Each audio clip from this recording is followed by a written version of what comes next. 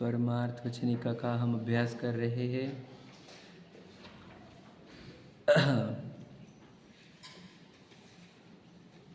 जैसे विश्व में या हम मनुष्य की अगर बात करें तो पहले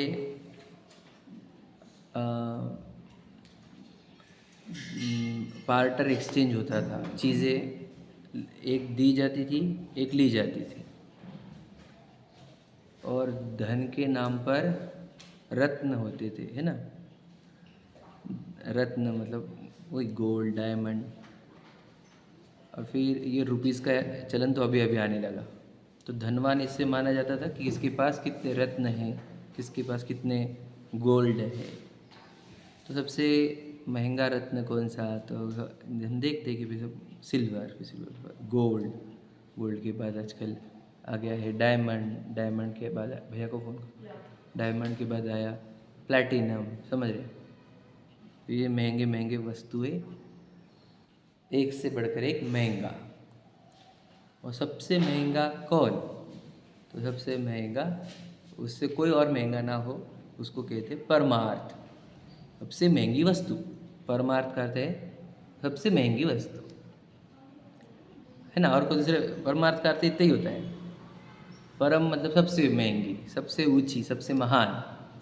और अर्थ का अर्थ होता है वस्तु।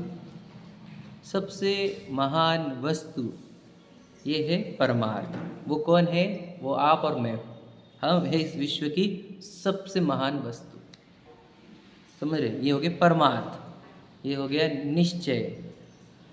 कौन है निश्चय, निश्चय क्या है, परमार्थ क्या है। देखो निश्चय ने को परमार्थ भी कहते हैं, परमार्थ नहीं, सुने अपने। तो निश्चय ये है कि आप और मैं एक ऐसी वस्तु है जो अनंत गुणों से बनी हुई है या अनंत गुणों से भरी हुई है, जो अनादि अनंत है, जो अपने चतुष्टय में अरहंत सिद्ध दशा उत्पन्न करने में समर्थ है, केवल ज्ञान उत्पन्न करने में समर्थ है। ऐसा परम पदार्थ, परम वस्तु आप और मैं हूँ, ये है निश्चय ने, समझ रहे।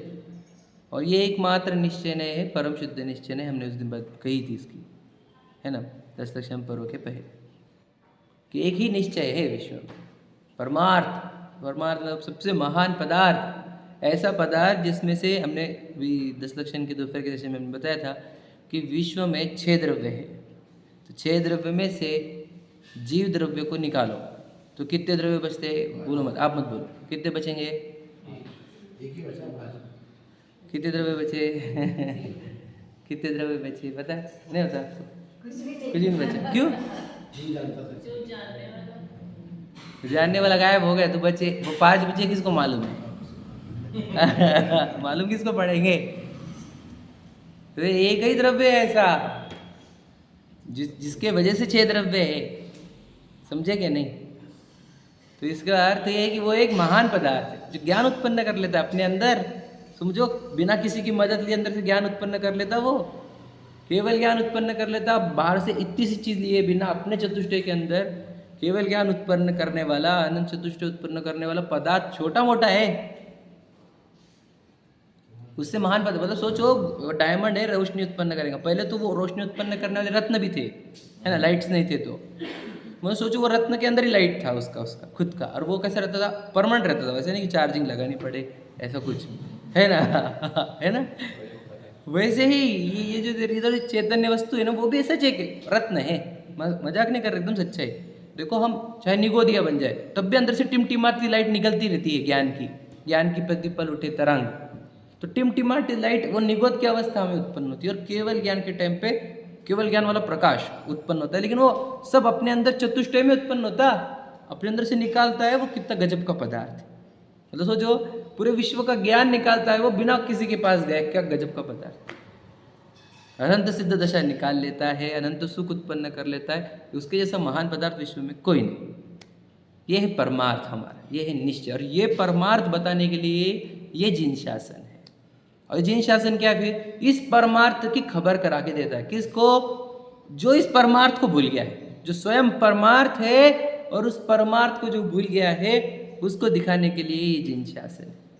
समझ में आ गया। और कुछ नहीं है जिन शासन। आप आपको मेरी बात गलत लगती होगी, भगवान जी की प्रतिमा देखो आप, और आपको मैं प्रूव कर दूंगा अभी कंप्लीट होने से पहले आज के सेशन कि ये परमार्थ बताने वाला जिन शासन है। मतलब ये यहाँ पे एक ही चीज़ की जा रही है, बोलो क्या, आप अपने परम जबरदस्त वस्तु को भूल चुके हो, आपको उस वस्तु का परिचय कराया जाएगा बस।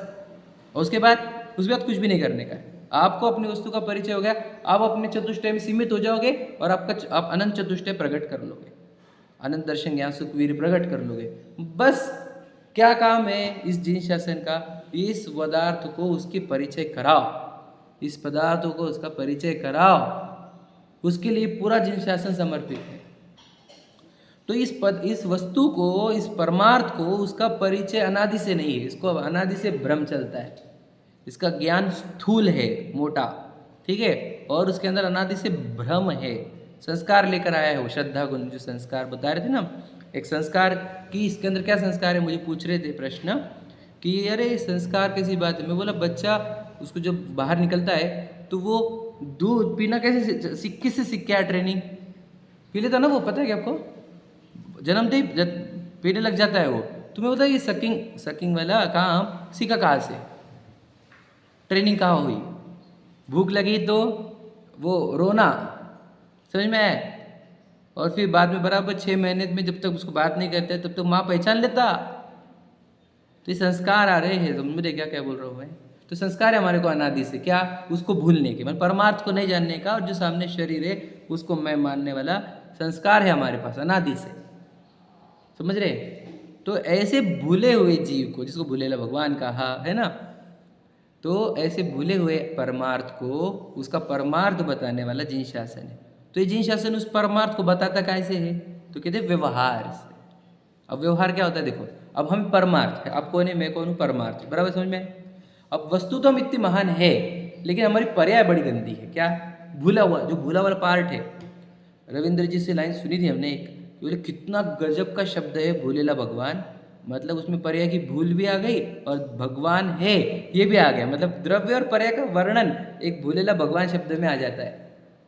समझ में आया कितनी गजब की लाइन। हाँ, स्वामी जी के बारे में बोला ना उन्होंने, ये शब्द कितना बैलेंस्ड है। भूलेला में आ गया पर्याय की गलती और भगवान में आ गया वो द्रव्य, समझे। तो ये अब द्रव्य क्या है, हम परमार्थ है ना, भगवान तो हम है ही परमार्थ से, है ना। और अब बचे क्या हमारे पर्याय, देखो हमारे पर्याय पहचानती क्या अपने को, वो अपने को महान पदार्थ गिन रही है क्या? पर्याय तो खुद को मनुष्य शरीर मान के परेशान है पुरुष स्त्री मान के परेशान है, सेल्फियाँ ले लेकर, है ना, बच्चे पैदा करके, बच्चों को बड़ा करके, प्रॉपर्टी कमा करके परेशान है ना। पर्याय देखो हमारी, अब पर्याय की दशा कितनी गंदी वो हम बताएंगे आपको, पहले समझ लेना पर्याय बहुत बुरी है। अभी क्या करना होगा, इस परमार्थ होते हुए भी इसकी पर्याय इससे अपरिचित है, बराबर है नहीं, इसकी पर्याय उस परमार्थ से अपरिचित है। तो इन पर्याय को वो परमार्थ बताने का काम करना होगा, समझ में आया, लॉजिक समझा क्या कह रहे हैं वो मैं। पदार्थ में भगवान पना कम है क्या? परमार्थ वो पदार्थ में भगवान पने की कमी है क्या? वो बिल्कुल नहीं है, याद रखना मैं क्या बोल रहा हूँ। पदार्थ तो भगवान ही है, कंप्लीट है वो, एकदम गजब का। दिक्कत कहाँ है, उसकी पर्याय बिल्कुल नहीं जानती है। हम सोचो हम परमार्थ है कि नहीं, ये प्रश्न है मेरा। मुझे तो आप ज्ञान स्वरूप आत्मा हो या नहीं हो। अब बताओ हमारी पर्याय हमारी जानती क्या मेरी वस्तु को? ये बात समझ रहे क्या? हम दो एक्सट्रीम दिख रहे क्या आपको? एक हमारा पदार्थ एकदम गजब का महान, और पर्याय हमारी इतनी दीनहीन कैसे बोल रहे हो, मैं बता रहा हूँ। अब देखो पर्याय की दशा, हमारी पर्याय की दशा ऐसी, इसको इतनी भीख मांगने की आदत हो गई है। कैसी बातें करो तुम। हाँ, पर्याय, ये जो मिथ्या दृष्टि रहती है वो भिखारी ही रहते हैं। देखो वो विषयों से भीख नहीं मांगता, हर रोज़ खाने के आइटम से, पीने के आइटम से, टच के, स्मेल के, समझ रहे, इसमें वो अपने प्रभुत्व खोता कि नहीं खोता, मांगने लग जाता है तो प्रभुत्व खोता है, भीख मांगने लग जाता है, समझे कि नहीं समझे। तो ये उसकी पर्याय की दशा नहीं है। तो देखो वो पूरे विषयों से मांगता है, फिर वो पुण्य के उदय से मांगता है कि पुण्य का उदय मिलता रहे, मुझे मेरी पद प्रसिद्धि मिलती रहे, समझे, प्रशंसा होती रहे, भीख ही मांग रहा है ना, समझे क्या नहीं, मुझे देवगति मिले, मुझे इंद्रादिक पद मिले, समझ रहे। तो ये सब भीख है, भीख मांगना है उदयों की, पुण्य की उदय की या भोगों की। तो ये पर्याय सोचो कौन से लेवल पर गिर गई है। पर्याय की निचला स्तर कितने लेवल का है? मैं पढ़ के बताऊंगा आपको लाइन। ये पर्याय किसके ज्ञान की नॉलेज है मेरा। तीनों गुण की, श्रद्धा ज्ञान चारित्र। सटका कौन है? तीनों सटके हुए। समझ में क्या? अहमपना वाला भी देह में अहमपना कर रहा है। कौन? श्रद्धा गुण की पर्याय। ज्ञान गुण की पर्याय दूसरों का ही अनुभव कर रही, ज्ञेयों का ही लक्ष्य है, ज्ञायक का लक्ष्य नहीं है।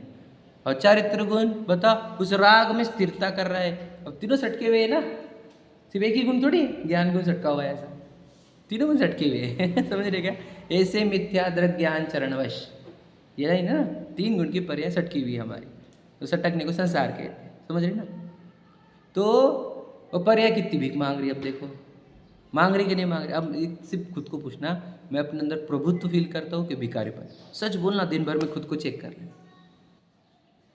मैं अपने आप को भगवान जैसा परिपूर्ण और ऐसा बिल्कुल सेल्फ एस्टीम के साथ कॉम्प्रोमाइज़ नहीं करता हुआ देखता हूँ कि मैं बार बार सेल्फ एस्टीम को कॉम्प्रोमाइज़ करके मांगने लग जाता हूँ। खुद को सच सच बोलना। मांगते कि नहीं मांगते हम? विषयों से, परिवार से, भोगों से, पुण्योदय से। तो ये पर्याय भिकारन और वस्तु राजा, इसको हम इसलिए बोलते हैं भिकारन, मतलब वो रानी भिकारी, क्योंकि वो राजा को भूल गई। वो कौन है वो भूल गई, और राजा तो राजा छोड़ दिया। राजा में तो कोई कमी है नहीं। ये समझ में आ गया आपको? दो एक्सट्रीम समझ में आ गए? क्लियर हुआ? तो अब क्या करना होगा? द्रव्य के अंदर कुछ करना है क्या? नहीं, द्रव्य तो परिपूर्ण है, तो भगवान ही राजा राजा चाहिए, जगह पे बैठे हुए अपने। समझ में आए? दिक्कत क्या है? रानी भी मांग रही सब तरफ, ये पर्याय। अब इस पर्याय को क्या करना होगा? राजा का परिचय कराना होगा और उसको खुद का परिचय। भैया तो कौन पता कर जरा, राजघराने के है अपन। समझ रहे? तो वो रानी जो भीख मांग रही है, तो पर्याय जो भीख मांग रही है, उस पर्याय के लिए, उस पर्याय के शुद्धि के लिए जो जिन शासन हमें देता है, उसका नाम है, एक शब्द बोलो, उसका नाम है व्यवहार। बताए थे हमने? नहीं समझे? इस पर्याय शुद्धि के लिए जिन शासन हमें जो देता है, उसका नाम है व्यवहार। क्लियर हुआ क्या? आ जाना चाहिए था, ये शब्द याद कर लेना चाहिए था, भूल गए हम, है ना? जिन शासन क्या है? तो जिन शासन क्या देता है? व्यवहार। काय के लिए? पर्याय की शुद्धि के लिए। ये क्लियर हुआ क्या? स्पष्ट हो रहा है? मैं रिपीट कर रहा हूँ और एकदम स्लोली जा रहा हूँ ताकि आपको पक्का हो जाए।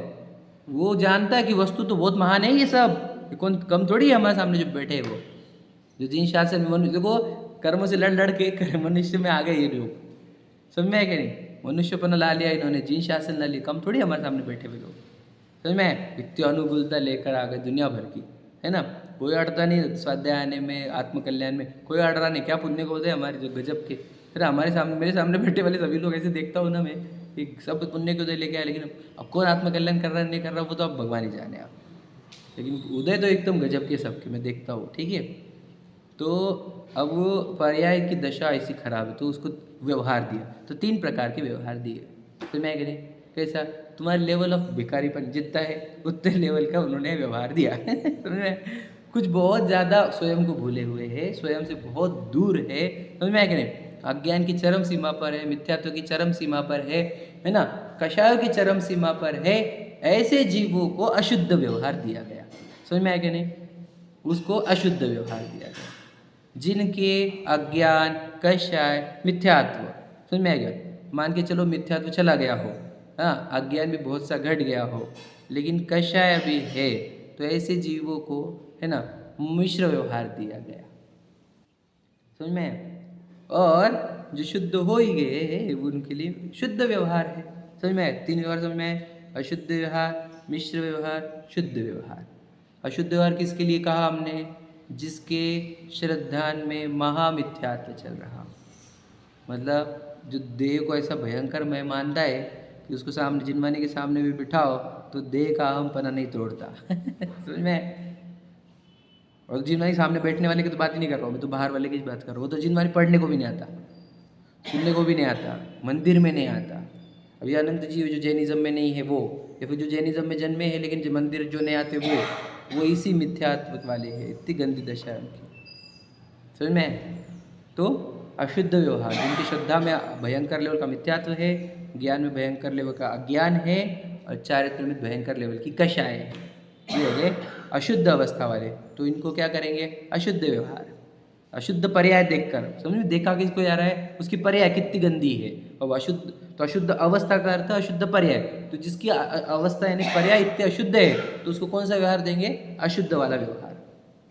और जिसकी पर्याय थोड़ी गंदी है, मिश्र अवस्था है उसकी, थोड़ी गंदगी है थोड़ी अच्छाई है ना, थोड़ी सफाई है थोड़ी गंदगी है, ऐसे जीवों को मिश्र व्यवहार दिया गया। और जिनकी अवस्था शुद्ध है तो उनको शुद्ध व्यवहार दिया गया। ये है जिनवानी का मतलब, पर्याय को शुद्ध करने की प्रक्रिया है जिन शास्त्र। समझ में आ रहा है क्या है। अब पर्याय शुद्ध कैसे करते हैं समझ में आए, तो ये तो बहुत गजब की प्रक्रिया दी हमारे को, टेंशन मत लो। क्या काम ने दो एक्सट्रीम पता है आपको, एक राजा और एक भिखारन। ओके, ये सब हमारे साथ है कि नहीं है, पक्का है क्या। पहले आपको मुझे एक बता, सच में आपको लगता है क्या कि मेरे अंदर भिखारी बना है, लगना चाहिए, दिखना चाहिए। और नहीं दिख रहा मतलब वो तो भिख भी मांग रहे, मान भी नहीं रहे, भिख मांग रहे। अब मुझे बता, यहाँ से गए बाद हमको ऐसा लगता है कि मेरा पुण्य का उदय चले, लगता नहीं। निरोगता रहे, धन बना रहे, समझ रहे, दिन अच्छा बीते, कोई सताए नहीं, चिढ़ाए नहीं, रुलाए नहीं, है ना, बीमारी ना हो जाए। ये सब क्या मांग रहे हैं, भीख ही चाहिए, कुछ और है। कर्मोदय की भीख है ये, मजाक नहीं कर रहा हूँ मैं। हमारे अपेक्षा में वही बना रहता है। और आप बोलेंगे मैं कभी मांगता नहीं, याद रखना, शब्दों से नहीं मांगोगे आप, अंदर मन में बोलोगे भी नहीं, लेकिन अभिप्राय भीख मांगता ही रहता है। क्या कहा, सही है कि नहीं। क्रिया से थोड़ी भीख मांगेंगे हम, कि किसी को बोले कि दे दे दे दे, वो तो हम वो लेवल पे भी उतर जाते, क्या बोलो, समझे कि नहीं। हम बॉडी से ना मांगे किसी से, है ना, वचनों से बोल देते हैं कितने बार, तो मन में भी चलता रहता है चाहिए चाहिए चाहिए। और अभिप्राय तो भीख तो मांगी ही जा रही, मानो या नहीं मानो। तो ये पर्याय की हमारी गंदगी पहले बता दी मैंने, ठीक है। तो पर्याय एकदम एक नंबर की भिखारी है। वो नहीं पहचान होने से, और वो रानी जो है, रानी इनसिक्योर है कि नहीं है, बताओ सिर्फ, है या मान रही है। समझे, दिक्कत कहाँ है बताओ भला, राजा में, रानी में या लोगों में, रानी के मान्यताओं में, ज्ञान में, समझ रहे क्या, वही तो कह रहे। सदमय दर्शन सम्यक ज्ञान क्या है, क्या करा रहे हो, उस रानी को उसकी पहचान कराना, ज्ञान कराना, समझ रहे। सम्यक दर्शन सम्यक ज्ञान क्या है। अभी सम्यक शास्त्र में क्या है, राजमहल में रहे और फिर वापस आ जा रही, जा बेटा जा राजमहल में, समझ रहे। ओके हो गया। अब पर्याय की अशुद्धि को मतलब क्या, देखो, तो जो बहुत भीख मांगता है, मतलब निरंतर पुण्योदय की भीख मांग में लग रहता, पापोदय को दूर करने की भीख मांगते रहता, ऐसे जीव, मतलब जो विषयों में लगे हुए हैं, जो कषाय में लगे हुए हैं, धन में लगे हुए हैं, भोगों में लगे हुए हैं, समझ रहे, प्रसिद्धि के चक्कर में लगे हुए हैं, नाम सम्मान के लगे वाले, ऐसे अनंत जीवों को, जो इतने तीव्र लेवल की, सोचो देह में हुई मानकर ही तो सब चाहिए उनको, तो मिथ्यात्व शर्म सीमा का, पुण्योदय कर्मोदय कुछ समझते नहीं उनको, समझ रहे। और ना कोई सुख दुख समझता, कैसे सुख मिल रहा कैसे दुख मिलता, कुछ समझता नहीं। ऐसे जीवों को अब इतनी गंदी अवस्था हो गई, अशुद्ध अवस्था हो गई, इन जीवों को अब वो अपने को भगवान तक पहुंचाना है, परमार्थ तक पहुंचाना है, राजा तक पहुंचाना है, तो इन जीवों को कैसे लेकर आए, तो उनको इतना बोलते, एक काम कर, तू मंदिर आया कर बस। समझ में, ये मंदिर आया कर बस, तो एक आधे जीव को मंदिर में लाना लेकर आया बहुत बड़ा काम होता है, छोटा मोटा काम नहीं होता है, बहुत बड़ा। एक बताइए मंदिर का लेवल का बताया, तो रोज मंदिर आने लग गया वो, तो बोलो क्या हो गया, एक परमार्थ बताने वाले भगवान जी हमने विराजमान कर दिए।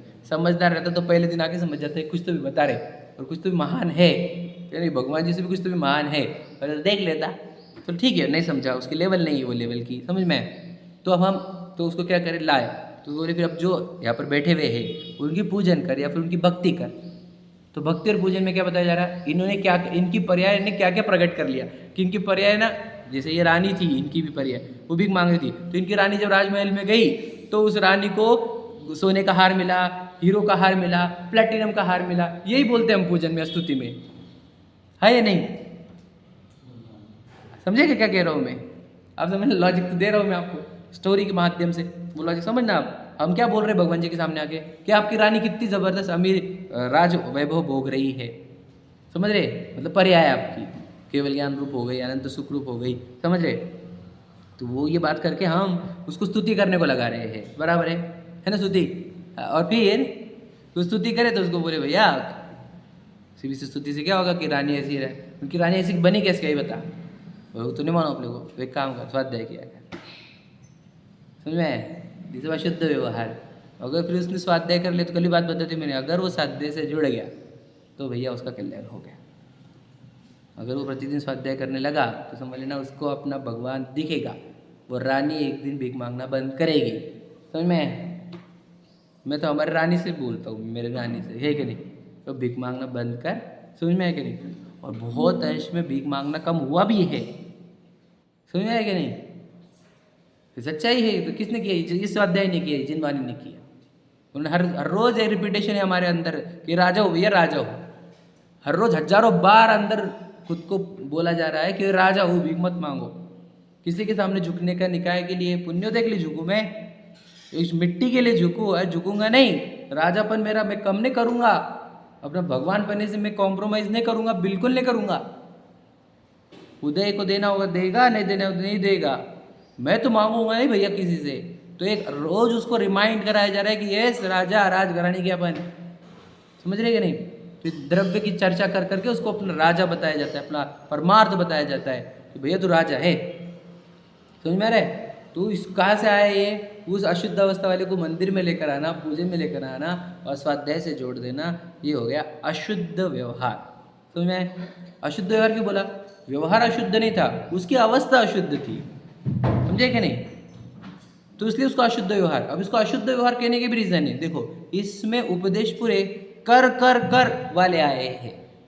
क्या? मंदिर में जाया कर, पूजन किया कर, स्वाध्याय किया कर, समझ रहे? तो करने वाले उपदेश आ रहे हैं ना, इसलिए इसको अशुद्ध व्यवहार कहा गया। लॉजिक समझा क्या? कुछ मैं कुछ गहरे बात बोल रहा हूँ और मेरे को बहुत सारा सिलेबस कंप्लीट करना है, इसलिए मैं फास्ट भी जा रहा हूँ। समझा क्या? तो अशुद्ध व्यवहार क्यों बोला गया? तो इसमें सब करने वाली बातें चलती। अब वो है ज्ञाता, वो साक्षी रूप पदार्थ है वो, लेकिन अब उसको करने के भाव चलते जो दिन भर खाओ पियो व्यापार करो, ना ये करो, उधर जाओ उधर जाओ, वो करो वो करो वो करो, तो उसको करने ये कर भैया, मंदिर में आया कर, पूजन किया कर, स्वाध्याय किया कर, करने का चिंतन हो कर। तो करने की भाषा में समझता है वो, तो करने की भाषा में कर। तो हम इस लेवल पर ही है कि नहीं? हम कौन से लेवल पर है बता? हम इसी लेवल पर है कि नहीं? हम मंदिर में आए कि नहीं आए, हम पूजन करें कि नहीं करें, हम स्वाध्याय करें कि नहीं करें। अब हम आगे, अब अशुद्ध व्यवहार में है ना? अब तो शुद्ध व्यवहार में जाएंगे क्या नहीं, जा रहे क्या नहीं? अब दिक्कत क्या है वो पढ़ देंगे, थोड़ा सा लाइन पढ़ के बताता हूँ आपको। अशुद्ध व्यवहार समझ में आया? या तो समझ में आया शुद्ध व्यवहार? अब शुद्ध व्यवहार क्या होता है थोड़ा सा वो पढ़ेंगे। नहीं, मिश्र व्यवहार क्या होता है, शुद्ध व्यवहार क्या होता है, थोड़ा पढ़कर बताते। आ जाओ 354 पर है ना अपन।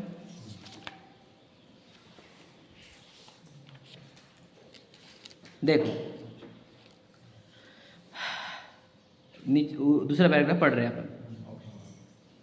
मोक्ष मार्ग को साधना यह व्यवहार। आगे लाइन जो मैं समझा रहा था समझ में आया? देखो मोक्ष मार्ग को साधना व्यवहार है। शुद्ध द्रव्य अक्रिया रूप सो निश्चय। क्लियर हुआ?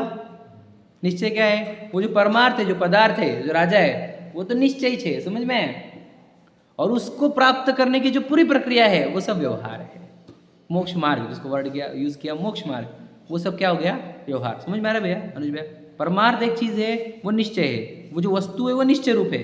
मैं निश्चय में एक ही चीज आएंगी, वो वस्तु जिसको हम 8वां नहीं बोला, परम शुद्ध निश्चय ने, वो 7 पूरे व्यवहार है 8वें की अपेक्षा से। फिर प्रश्न आया कि उन तीनों को निश्चय क्यों बोला गया? वो थोड़े अपर लेवल है तो उसको निश्चय नाम भी दे दिया गया, वो भी व्यवहार से दिया गया। मैं एक ही निश्चय है बस, परम शुद्ध वाला वो पदार्थ है ना, क्योंकि वो पदार्थ को बताता है, वो महान परमार्थ को बताता है ना, वो परम शुद्ध निश्चय नहीं, इसलिए वो एक निश्चय है। समझ में आ रहा है? और बाकी पूरा व्यवहार है, 7 व्यवहार है। समझ में आ रहा है?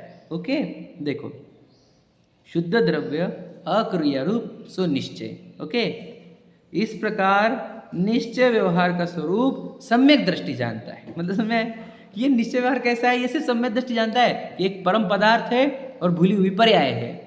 समझ में आएगा नहीं? एक परमार्थ राजा, जीव राजा, और एक भूली हुई पर्याय है, तो ये वो सम्यक दृष्टि जानता है। फिर वो फिर ये जो जिनागम हमारे को दे रहा है वो है व्यवहार। काहे के लिए? ये भूली हुई पर्यायों को सुधारने के लिए, समझ पैदा करने के लिए। समझ रहे? तो ये जानता है सम्यक दृष्टि जी।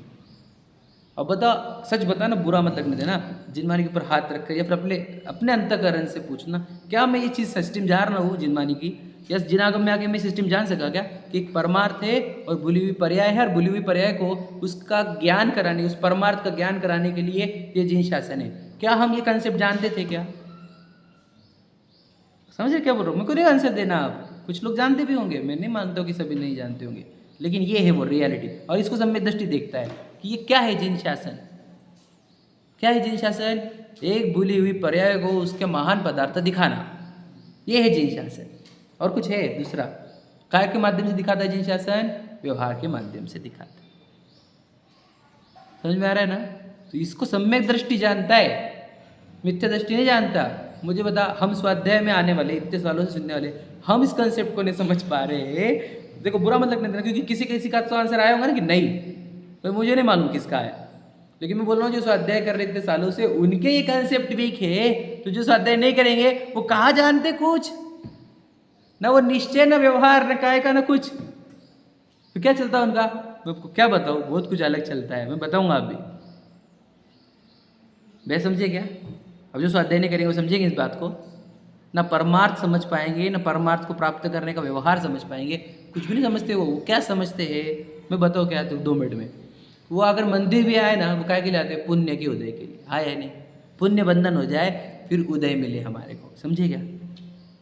यहाँ पर अगर यश, ख्याति, प्रसिद्धि आदि मांगते हैं, पुण्य उदय बन जाए ये मांगते हैं, भगवान जी का आशीर्वाद मिल जाए, महाराज जी का आशीर्वाद मिल जाए, इसके लिए आते हैं। मुझे बताओ, वही जिन शासन का व्यवहार यूज़ कर रहे हैं वो अशुद्ध व्यवहार, और वो काहे के लिए बताओ? परमार्थ के लिए कर रहे हैं, परम पदार्थ के लिए कर रहे हैं? नहीं, है ही नहीं। तो वही तो बोल रहा हूँ, ये जिन शासन काहे के लिए है ये समझना उनकी बात है ही नहीं, जो स्वाध्याय नहीं करेंगे। वे जिन शासन के अशुद्ध व्यवहार को यूज कर करके पुण्य बांधना चाहते या फिर भोग चाहते, हाँ या नहीं? हम ही स्वाध्याय के पहले ऐसे थे क्या नहीं थे? थे क्या नहीं? क्या किसी को बुराई करें हम भी तो स्वाध्याय के पहले ऐसे ही तो थे। हम भी तो पुण्योदय ही चाहते थे भगवान जी से, बढ़िया मिलता रहे, सहयोगी बढ़िया ना, बढ़िया मिले, नॉर्मल तो चले, सिस्टमेटिक चले, अनुकूलता तो बने रहे, समझे कि नहीं? टेंशन तो ना हो जीवन में, ये तो तब तो चाहते ही थे ना। ये काहे से? भैया पूजन पाठ करो, पुण्य बनता रहेगा तो कोई तकलीफें नहीं होगी, पाप बन जाएगा तो उदय खराब आ जाएंगे तो कौन सहन करेगा। मतलब आया काय के लिए, ये व्यवहार काय के लिए यूज़ किया गया? अनुकूलताओं के लिए, लौकिक अनुकूलता के लिए। एक तो लौकिक में बहुत पुण्य के भोग मांगता होगा, या लौकिक में कोई परेशानी ना हो इतना मांगता होगा, लेकिन इस अशुद्ध व्यवहार का उद्देश्य पुण्य के उदय ही चाहे है हमने। समझे कि नहीं समझे? काय के लिए था अशुद्ध व्यवहार? वो परमार्थ बताने के लिए, परमार्थ के नजदीक लाने के लिए। क्या समझे कि नहीं? ये सम्यक दृष्टि ही जानता है कि कंसेप्ट क्या है, ये फंडा क्या है। समझ में आया क्या? आगे अगर आपके ध्यान में समझ जाएगा, पूरा समझ जाओगे आप। समझे यार? ये समझ में नहीं आएगा कंसेप्ट तो याद रखना, अशुद्ध व्यवहार करते भी रहेंगे लेकिन परमार्थ तक पहुँचेंगे नहीं। कितने जीव जो अशुद्ध व्यवहार कर रहे हैं और परमार्थ तक नहीं पहुँचे, बताओ ना कितने? और पीढ़ियाँ बीत गई, हमारे दादी लोग, हमारे दादाजी लोग, समझ रहे, सब लौकिक अशुद्ध व्यवहार करते हुए परमार्थ तक नहीं पहुँचे हैं। और याद रखना, वो तो दिखावे के लिए भी नहीं करते थे, ना सेल्फियाँ निकालते थे, न कुछ, समझ में कि नहीं? फोटो पूजन करते हुए ऐसा कुछ, वो तो सच में शुद्ध अंतःकरण से करते थे। पर याद रखना, परमार्थ पता नहीं था, तो सिर्फ पुण्य उदय संचय हो गए होंगे उनके में, और देवगति में गए होंगे। अब बाद में क्या? अब बताओ, तहते चे थावर तंत्र। मुझे सिर्फ ये बोल रहा हूँ जिन्होंने सच में किया, अशुद्ध व्यवहार का प्रयोग किया, लेकिन अशुद्ध व्यवहार परमार्थ बताने के लिए ये समझा नहीं उनको। मैं तो आपको बताऊँ, मैं सच बता रहा हूँ। मैं अब मेरे को 0 से स्टार्ट करना था सब चीज़ें, और मुझे समझना भी था, समझाना भी था। तो मैंने तो प्रभु पतित पावन की स्तुति में से निकाल के बता दिया कि भैया वहाँ पर बता रहे मनोरंग चिंता मनी रहो, मतलब अभी परमार्थ की चर्चा उस प्रभु पतित पावन की भक्ति में है। और इतने सालों से पूजन करने वाले उस परम पदार्थ को, उस चिंतामणि रत्न को कोई देख ही नहीं रहा, ना उसके लिए किया जा रहा है ये सब पूजन पाठ। कितनी प्रॉब्लम है, समझ रहे क्या क्या कह रहा हूँ? परमार्थ से वंचित रहने वाले लौकिक व्यवहार, मतलब उनका जैन धर्म का व्यवहार भी सही नहीं होता। समझ में आ रहा है? तो ये जानता कौन है? सम्यक दृष्टि जानता है। क्लियर हुआ? आगे बढ़ते हैं, आओ। मूढ़ जीव न जानता है न मानता है। आत्मा क्या क्यों आत्मा आत्मा करते बोले तुम, ये सोनगढ़ी ये मुमुक्षु लोग है ना, ये कांजीपंथी है ना, कंजाइस्ट है, ये सिर्फ आत्मा आत्मा की बात ऐसी बोल बोल के कुछ भी। भैया तुम ये पूजन काहे के लिए कर रहे हैं? अच्छा भगवान जी कौन है ये बता बता। अरहंत सिद्ध जो है तुम्हारे दो भगवान जी, तो सिद्ध क्या है बता भला? एक आत्मा जिसके पास कर्म नहीं है, वही ना। बोले आत्मा चलती नहीं तुमको, एलर्जी प्रूफ भगवान सिद्ध भगवान की भक्ति क्यों करते तुम? और अरहंत भी आत्मा छे। आचार्य कुंद को पूछो, अरहंत सिद्धाचार्य पाठक साधु है परम, सब आत्मा की अवस्था है। आत्मा से तुम अगर आत्मा की एलर्जी तुमको, आत्मा शब्द से एलर्जी, तुमको 5 परमिष्टि से एलर्जी हो गई। तुमको चाहिए क्या? हमको बस मस्त पुण्य का संचय हो, है क्या नहीं? मिट्टी मिले सजी धजी हुई जबरदस्त, है क्या नहीं? रसीली मिट्टी मिले, रंगीन मिट्टी मिले। हाँ ट्रैप की हुई है। हाँ वही बोला, मीठी मीठी मिट्टी, कलरफुल मिट्टी, सुगंधित मिट्टी, मुलायम मिट्टी, ये एक्सट्रीम रिक्वायरमेंट है ना। और क्या चाहिए तुम्हारे? और मिट्टी के अच्छे अच्छे शब्द तारीफ वाले, वो मिलता रहे ना तो फिर कुछ नहीं है। समझ में आए? तो बोलना ही है कि अज्ञानी जीव ना इसको जानता है, ना अज्ञानी जीव इसको मानता है। जानता ना मानता, ये सिर्फ सम्यक दृष्टि जानता मानता है। देखो अब देखो बहुत इंपॉर्टेंट भाई, मूढ़ जीव बंध पद्धति को साध कर मोक्ष कहता है, वह बात ज्ञाता नहीं मानते। अब ये लाइन है जो हमारे को समझानी ज़्यादा। क्या कहा? मूढ़ जीव जो है वे बंध पद्धति को साध कर मोक्ष कहता है, वह बात ज्ञाता नहीं मानते। अब मैंने बताई थी ये बात आपको, हुआ है अपना ही चर्चा, लेकिन फिर से एक बार रिवाइज कर लेते हैं। अब देखो अशुद्ध व्यवहार में हमारे को देवशास्त्र गुरु के पास लाया गया, बराबर है। उनकी पूजन भक्ति करने को कहा गया, बराबर है। स्वाध्याय करने को कहा गया, ठीक है, यही कहा गया ना। उनका क्वेश्चन है कि ये युग में मोक्ष प्राप्त नहीं इस भाव में मोक्ष की प्राप्ति होगी क्या? कलियुग हाँ पंचम काल में मोक्ष प्राप्त नहीं होगा, ऐसा बोल रहे हैं ना। हाँ मोक्ष प्राप्त नहीं हो, है क्या? नहीं पंचम काल में मोक्ष नहीं है। हाँ मोक्ष की प्राप्ति नहीं होगी, मोक्ष मार्ग की प्राप्ति होगी। समझ में? पंचम काल में तो ऐसा मत ले, है ना। मोक्ष नहीं मिले तो क्या होगा? मोक्ष मार्ग, है ना। दादा की कहानी पता है ना, हमारे स्कूल में 10th तक स्कूल ही नहीं बोल रहे, तो फर्स्ट में ही नहीं जा रहा था वो बोले 10th तक स्कूल ही नहीं, 8 तक ही। और तू फर्स्ट से 8 तक तो जा भैया, 8 के बाद वजह हो जाएंगे आगे का, तब तक तो स्कूल भी बन जाएंगे 10th तक। तो मोक्ष नहीं, इसका मतलब ये नहीं कि अभी मोक्ष मार्ग में नहीं लगना है। मोक्ष मार्ग तो अभी भी अवेलेबल है ना। कैन अचीव मोक्ष मार्ग। मोक्ष यहाँ पर नहीं है, विदेश क्षेत्र से अभी भी जा रहे हैं, जा रहे कि नहीं जा रहे? तो इसलिए यहाँ पर नहीं है, तो मतलब ये थोड़ी बंद ही हो गया। समझ में? ये भरत क्षेत्र के पंचम काल में नहीं होता, समझ में आ रहे? चतुर्थ काल में होता है। इसका अर्थ ये थोड़ी कि मोक्ष बंद ही हो गया, मोक्ष अभी भी प्राप्त कर रहे लोग, है ना। ठीक है, चलो अब बात चल रही है कि बंध पद्धति को साध कर मोक्ष कहता है। ये बात समझनी हमारे को, कि बंध पद्धति को साध कर मोक्ष मतलब क्या? देखो अब सैन सुनना, कि हमने बताया था कि हमने उस जीव को मंदिर लेकर आए, पूजन करके ले गए, स्वाध्याय को लेकर आ गए, गुरुओं के पास लेकर आ गए। तो अब वो यहाँ पर आकर अब इनकी भक्ति स्तुति और स्वाध्याय में लग गया, सर हम भी उसमें आ गए। अब इससे होता क्या है ये बताओ? प्रशस्त लाभ को इसमें मोक्ष समझिए। अब इससे होता क्या है? पहले बंधन होता है, पुण्य का बंधन। क्यों? क्योंकि तुम्हारा राग की दशा अब विषय न बचकर देवशास्त्र गुरु हो गई है। राग का विषय समझ में आया क्या है?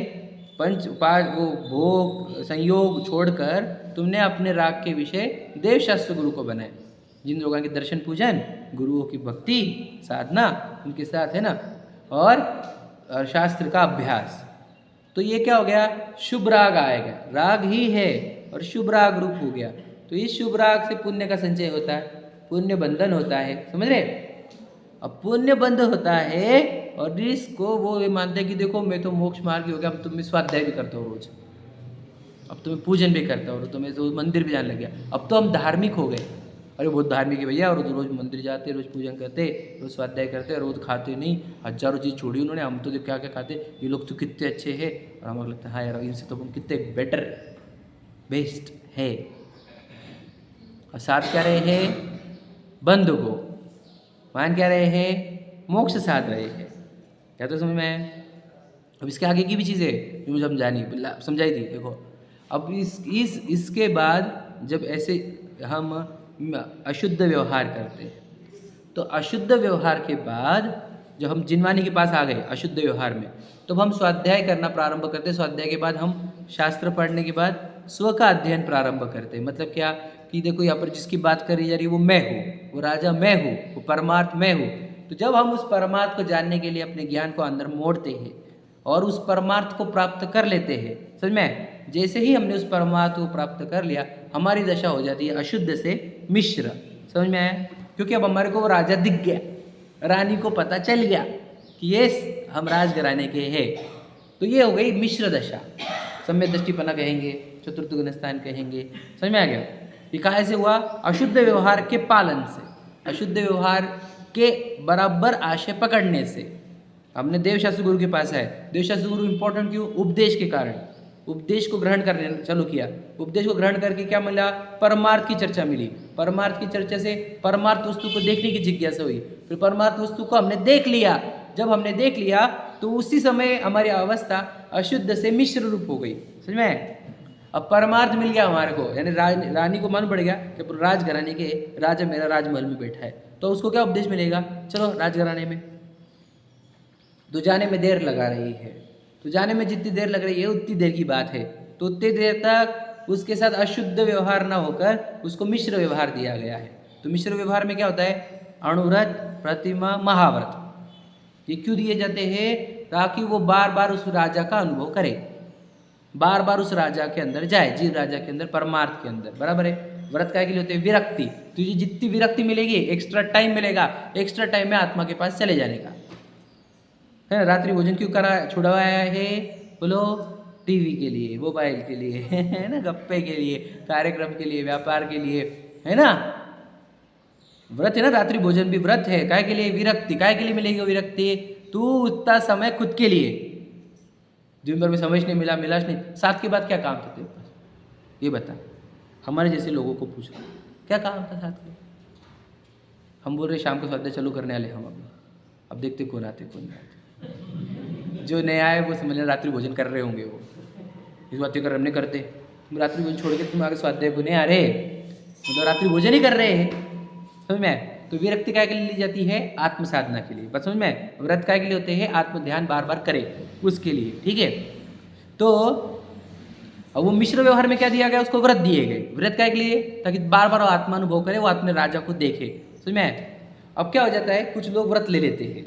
अब उसने वो अशुद्ध व्यवहार से उस परमार्थ को देखा नहीं, लेकिन किसी को देखा कि किसी ने व्रत लिए हैं और उनको बहुत रिस्पेक्ट भी है, उनको लोग सिर पर बिठाते हैं, भगवान बोलकर पूछते हैं, तो इसने भी ले लिया व्रत। अब व्रत लेके क्या करना था? परमार्थ के अंदर बार बार जाना। तो वो जा रहा नहीं परमार्थ के अंदर, परमार्थ पता भी नहीं उसको, परमार्थ के अंदर भीतर जाता नहीं वो बार बार। समझ रहे कि नहीं? और उसको परमार्थ कंसेप्ट भी पता नहीं है, और उसको लगता है ये व्रतों से ही तो भगवान बनते हैं, इस व्रतों से ही तो मोक्ष मिलता है। तो वो व्रतों से मोक्ष मानता है। इसको बोलते हैं बंध पद्धति को साधना। अब व्रत होते क्या है पता है? प्रशस्त राग होता है वो भी, क्योंकि तुमने विरक्ति करी, विषयों से खुद को बचाया, अशुभ राग से खुद को बचाया, शुभ राग की ओर लेकर आ गए। तो ये शुभ राग है, वो प्रशस्त राग है। वो उस प्रशस्त राग से बंध सदता है, उससे मुक्ति ने सत्ती। बंध पद्धति है वो, मोक्ष पद्धति नहीं है। क्या व्रत बंध पद्धति है? बोलो, क्या व्रत बंध पद्धति है? यस और नो? क्या व्रत बंध पद्धति है? चलो बढ़िया है, वो भी सही है जो आप बोल रहे हो। अब बताओ अपेक्षा। देखो मैं उस व्रत को ही दो में डिवाइड कर सकता हूँ, निश्चय व्यवहार, पर वो भी नहीं चाहता हूँ मैं। व्रत मतलब जो हम बाहर से अंगीकार करते हैं, नियम लेते हैं, प्रतिज्ञा लेते हैं, उसको व्रत मान के चलो। तो वो क्या बंध पद्धति की मोक्ष पद्धति है? याद रखना, उस व्रत के काल में जो आत्मानुभव होता है, आत्मा में रमणता होती है, वो है मोक्ष पद्धति। व्रत के काल में होता है वो। अणुव्रत में थोड़ा सा होगा, प्रतिमा लेंगे तो और ज़्यादा होगा, महाव्रत लेंगे तो और ज़्यादा होगा। तो जो आत्मरमणता जितनी बढ़ रही है वो है मोक्ष पद्धति, और व्रत जो थे वो तो बंध पद्धति थी। क्लियर हो रहा है क्या? व्रत का पालन बंध पद्धति है। अब सोचो जिसको ये परमार्थ पता नहीं है, व्रत का पालन निरतिचार करे यदि, यानी अणुव्रत भी निरतिचार पालन करे, प्रतिमाएं निरतिचार पालन करे, महाव्रत निरतिचार पालन करे, तो भी वह बंध पद्धति का साधक है, वह मोक्ष पद्धति का साधक नहीं है। किसका दृष्टांत दे रहे हम? द्रव्यलिंगी का। द्रव्यलिंगी 28 मूल गुणों का निरतिचार पालन करता कि नहीं करता? निरतिचार पालन करते भी द्रव्यलिंगी कहा हमने उनको नमस्कार भी करते हैं, हम तो वंदन भी करते हैं उनको, हाँ। परंतु युक्त महाव्रत लेने पर, समझ में, महाव्रत लेने पर भी वह जीव बंध पद्धति को साध रहा है, मोक्ष पद्धति को नहीं साध रहा है। क्यों? उसने मिश्र व्यवहार को मोक्ष कारण माना, मतलब उसी को परमार्थ मान लिया। किसको बोलो? उसने मिश्र व्यवहार को परमार्थ माना है। क्या समझा? नहीं समझा होगा, ये थोड़ा सूक्ष्म बात बोली मैंने, सोच समझने की कोशिश करना, कुछ बोला है मैंने। मिश्र व्यवहार कहाँ है नहीं, अरे है, अरे समझे नहीं, तुम वापस गड़बड़ कर, तो वापस सुनना क्या लाइन बोल रहा हूँ। मिश्र व्यवहार को परमार्थ माना, निश्चय माना, धर्म माना। बोलो सही है कि नहीं समझा होगा? समझने की कोशिश करो। मिश्र व्यवहार मतलब क्या? व्रत लिया ना उसने, ये तो मिश्र व्यवहार है ना हमारा। व्रत आदि लेना, अणुव्रत लेना, प्रतिमा लेना, महाव्रत लेना, ये मिश्र व्यवहार है या नहीं? मिश्र व्यवहार है ये। चैप्टर में मिश्र व्यवहार सम्यक्त धारण करने के बाद बताया हुआ है। फिर वही तो बोला मैंने, बाकी अशुद्ध आप समझे नहीं तुम। फिर वो जो क्रिया कर रहा है व्रत वाली, वो मिश्र व्यवहार कुछ कहा गया ना, वो जिनागम के उपदेश है कि नहीं है? व्रत लेना, ये चैप्टर में अशुद्ध व्यवहार चौथे गुणस्थान से आगे को मिश्र व्यवहार सब समझ गया मैं आपकी बात। देखो मैं तो बता ही दिया कि चौथे में उसको सम्यक दृष्टि होता है, तो उसके अंदर मिश्रावस्था प्रकट होती है, तो उसको मिश्र व्यवहार दिए गए, व्रत दिए गए। ये बात तो मैं बोला ना, आप समझे कि नहीं? फिर मैंने क्या बोला? किसी और ने क्या किया? कॉपी करी है, वो भी बोला ना मैंने। आप समझो, ध्यान से सुनो मेरे को क्या बोलना है। तो वो जो जीव है जिसके व्रत आदि आ गए हैं, यानी व्रत ले लिए उसने, अणुव्रत, महाव्रत, प्रतिमा, तो क्या प्रश्न था मेरा कि वो, हाँ, तो उसका जो मिश्र व्यवहार, हाँ, तो जो मिश्र व्यवहार दिया गया था, जिनागम नहीं दिया था, काहे के लिए? आत्मलीनता करने के लिए, बराबर है।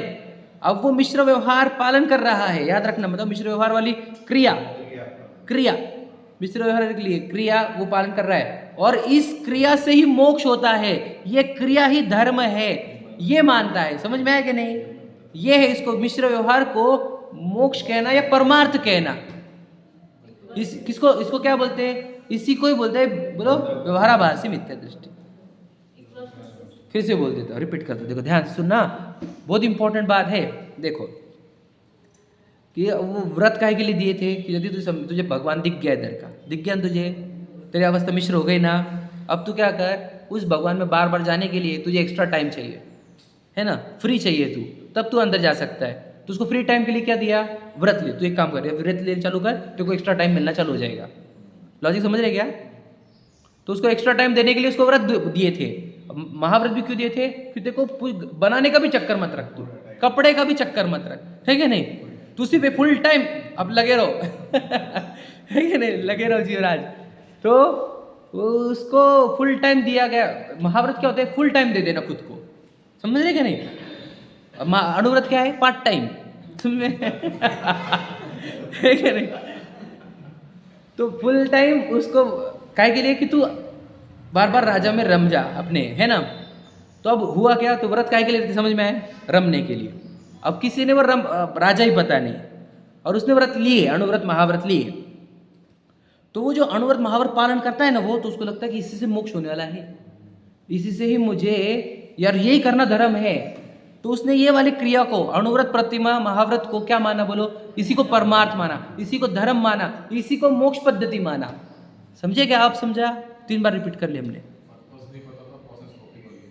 हाँ, ऐसे समझ लो। हाँ, प्रोसेस कॉपी कर ली, पर्पस नहीं पता हो, ऐसे पकड़ लो।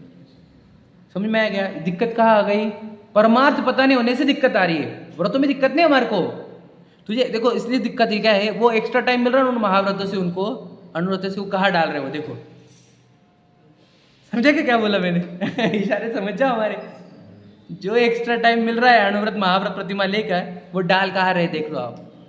सम्यक दृष्टि की बात होगी ना। हाँ, तो व्रत किसने लेने? एक्स्ट्रा टाइम किसको चाहिए? सही बोलो, सम्यक दृष्टि को, मिथ्या दृष्टि को। अरे नहीं, ये तो हमने सम्यक दृष्टि की बात तो कर ली हमने। सम्यक दृष्टि को तो पर्पस पता है, उसको तो सम्यक दृष्टि बोल रहे हैं। जिसको पर्पस पता हो वो सम्यक दृष्टि है, जिसको पर्पस पता नहीं है प्रोसेस कॉपी कर ली वो मिथ्या दृष्टि है, समझ लो। तो क्या कह रहा हूँ मैं कि व्रत लेकर क्या मिलता है? एक्स्ट्रा टाइम, बराबर है ना भैया? समझ में पकड़ लिया। व्रत क्या के लिए लिए जाते हैं? एक्स्ट्रा टाइम के लिए। आप समझ लेना, हमारा उपवास है तो क्या करना चाहिए था आपको? उपवास क्या के लिए दिया था बताओ? बिनतिया चलेगी, फिर वो धड़म इधर जाओ उधर जाओ, ये आ रहे मिलने को, आ रहे मिलने को। एक्स्ट्रा टाइम कहाँ गया? एक्स्ट्रा टाइम क्या के लिए तो उपवास शब्द का तो कितना बड़ा अत्याचार है ये। उपवास शब्द तो बोल ही रहा क्लियर कट। उस शब्द का तो 3-13 इतने हो गए कि साबुदाना खिचड़ी भी उपवास है। फिर मैं केले खाना, आलू खाना भी उपवास हो गया आजकल। राजगिरी की रोटी सब्जी खा लेना वो भी उपवास हो गया भाई आजकल, है कि नहीं? तो उपवास शब्द का तो इतनी बदनामी और कोई नहीं कर सकता जितना हमने लोगों ने की 5वें काल के मनुष्यों ने। याद रखना, मैं सच बता रहा हूँ, इसका भी अपराध का दंड मिलेगा कि तुम नाम लिए हो उपवास का, और मतलब ये मान हानि दावा नहीं है। उपवास शब्द मान हानि दावा नहीं करेगा तुम पर। अरे मैं क्यों हूँ, क्या बोल रहा है तू पागल? कौन हूं मैं? मेरे नाम की इतनी बदनामी करी तुमने, मैं छोड़ूंगा नहीं तुझे। है ना? समझ में आया क्या कह रहा हूँ मैं? तो कहना ये है कि ये एक्स्ट्रा टाइम मिला था ना तुमको उपवास के दिन, काय के लिए तुमने उपवास किया क्यों, बताओ पहले आप। कि मुझे आज कहीं पे उलझना नहीं है। मैं आपको बताऊं, उपवास वाले को पूजन का भी रिक्वायरमेंट नहीं रहता। वो पूरा टाइम खुद के लिए, उसी का नाम उपवास रहता कि मैं तो आज मंदिर भी जाऊंगा नहीं आज, यहां तक का रहता है। क्योंकि नहाता नहीं वो, नहाने में टाइम, मतलब सोचो मैं भोजन का टाइम बचाना चाह रहा हूँ और नहाने में डालू क्या? लॉजिक समझो आप, बहुत गहरी लॉजिक दे रहा हूं आपको। तो उपवास क्या के लिए रहता है? अरे नहाना छोड़ो, खाना छोड़ो, काफी बातें करूंगा किसी से, अरे छोड़ो सब, अब एकांत। और एकांत में क्या करेगा? अब जिसको नहीं परमार्थ पता है वो क्या करेगा आपको पता है? समझ में आया क्या? तो स्वाध्याय करने लग जाएगा, तो वो भी नहीं है परमार्थ हमारा। अरे यार आप समझना, वो एक उपवास है क्या स्वाध्याय? स्वाध्याय भी उपवास नहीं है, चलो। फिर उसमें उपवास नहीं करना चाहिए, उसमें स्वाध्याय करना चाहिए। लॉजिक समझा क्या? नहीं, मैंने लाइन बोली गहरी। अगर आपको परमार्थ नहीं है और परमार्थ में रहते नहीं आता तो उपवास मत करो, स्वाध्याय करो। फिर आप खाकर स्वाध्याय ज्यादा कर। लॉजिक समझा क्या? कुछ बड़ी बड़ी बात बोली मैंने, बहुत गहरी। नहीं खाएंगे नहीं तो स्वाध्याय से भी गया, परमार्थ से भी गया, कहीं का लाया नहीं तू, न घर का न घाट का। सही है कि नहीं? समझे क्या? एटलीस्ट स्वाध्याय का तो रह जाता, तू खा लेता तो। तेरे सिर नहीं दुखता तो स्वाध्याय तो ज्यादा देर करता था तू। बॉडी पेन नहीं होता तो ज्यादा देर स्वाध्याय कर सकता था। तो इसलिए याद रखना, खा लेना, स्वाध्याय ज्यादा करना। और अगर परमार्थ पता चल गया और उसमें रमते आता है तो स्वाध्याय भी मत कर, परमार्थ में रम, उसी का नाम उपवास है। समझ में आया कि नहीं? अल्लाह जी समझ में आ गया? बोल दिया, चलो। तो कहना यह है कि वो जो महाव्रत ले रहा है, अनुव्रत ले रहा है, प्रतिमा ले रहा है, हो गया टाइम हमारा तो, बाप रे भगवान। देखो कितना एग्जैक्टली मिनट बताओ टाइम इसमें घड़ी में 10 हुए ना। चलो 1-2 मिनट में, अरे समेटना है, रह गया। हाँ चलो फास्ट। अगर हम, यानी वो जीव जिसने अनुव्रत प्रतिमा ली, महाव्रत लिया, तो उसने वो प्रतिमा लेकर, अनुव्रत लेकर, प्रतिमा लेकर, महाव्रत लेकर एक्स्ट्रा टाइम उसका कहाँ बीत रहा है, समझ रहे? क्योंकि परमार्थ नहीं है। समझ में आया क्या? परमार्थ पता नहीं है, इसलिए हम देख रहे महाव्रती ले रहे, जो अनुव्रत ले रहे, प्रतिमा ले रहे, ब्रह्मचारी खुद। मैं आपको मेरे जीवन के बताना चाहता था, 1 मिनट में बता रहा। चलो, हम भी सोच रहे थे शादी के पहले ब्रह्मचारी से रहेंगे, हमारे को ब्रह्मचारी लोगों ने कहा है कि मत लो। सच बता रहा हूँ मैं आपको। बोलते फिर धर्म ध्यान नहीं हो जाता, बाकी चीज़ों में बिजी हो जाते हैं अपन। तुम कर लो, लेकिन धर्म ध्यान बढ़ाना, अपना क्वांटिटी बढ़ा लेना। और हम देख रहे कि वो ब्रह्मचारी है, और वो ब्रह्मचारी कहाँ दिन बीतता है उनका, पूरा की पूरा आत्मा आराधना में बीतता है, कहीं ना कहीं इन्वॉल्व हो जाते हैं। 1-2 को छोड़ देना भला क्या, हम तो वो उनकी बात कर रहे हैं जो जिनके पास परमार्थ नहीं, तो कहाँ ना कहीं इन्वॉल्व हो गए, अलग अलग जगह पर इन्वॉल्व हो गए, हर एक का अलग अलग है। क्या कहा, समझा क्या कुछ? तुमने ब्रह्मचर्य क्या लिया था? बोलो ब्रह्मचर्य क्या लिया? शादी नहीं करना ब्रह्मचर्य है। लक्ष्य समझा क्या क्या कह रहे हो? तो ब्रह्मचर्य भी व्रत लिया तुमने, वो भी मध्य, वो मिश्र व्यवहार था हमारा। समझ गए? अनुव्रत में आता है ना, वो प्रतिमाओं में आता है ना, वो 7वीं प्रतिमा हो गई, समझ लो। समझ रहे कि नहीं? तो तुमने वो ब्रह्मचारी बनकर तुमने ये बोला कि मैं एक्स्ट्रा टाइम मिलेगा, क्योंकि देखो उसको पत्नी नहीं है, बच्चे नहीं है, कमा धमाना नहीं है, समाज देख लेती खाने पीने का, तो तुम्हारा टाइम कहाँ जाना चाहिए था? आप समझ रहे क्या क्या बोल रहा हूँ मैं? और वो नहीं करना ये अपराध है समाज के प्रति, अपने प्रति। समझ में आया कि नहीं? लॉजिक समझना, मैं तो सब लॉजिक दे रहा हूँ आपको। तो ये है वो अपराध, अपराध बोध होना चाहिए वहाँ पर। जो हम समाज के ऊपर डिपेंड नहीं है, तो अब जितना हो सकता करो। अब हम व्रत ले लूँ, मैं बड़े बड़े पोस्ट ले लूँ और आत्मा नहीं चलो है, आत्मा में रमना नहीं चलो है, तो ये सब अपराध है, सब डेंजर। समझ में आया? तो इसलिए मिथ्या दृष्टि अणुव्रत प्रतिमा लेकर उसको लगता है मोक्ष मार्गी हूं मैं, तो इस बंध पद्धति को मोक्ष पद्धति मानता है, और सम्यक दृष्टि इस बंध पद्धति को मोक्ष नहीं मानते। वो मानते कि ये व्रत के टाइम पे एक्स्ट्रा टाइम में जो आत्मा में लीन होऊंगा वो मेरी मोक्ष पद्धति है। अब समझ में आया? अब लॉजिक समझ गया? ये लाइन का अर्थ था वो। इसको सिर्फ ज्ञाता जन, ज्ञानी जन ही जानते मोक्ष पद्धति क्या है, और मिथ्या दृष्टि सब बंध पद्धति को साथ कर ही मोक्ष पद्धति मानते हैं। हुआ सही? समझना, इसको गहराई में विचार करना, चिंतन करना। चलो, सहजानंदी।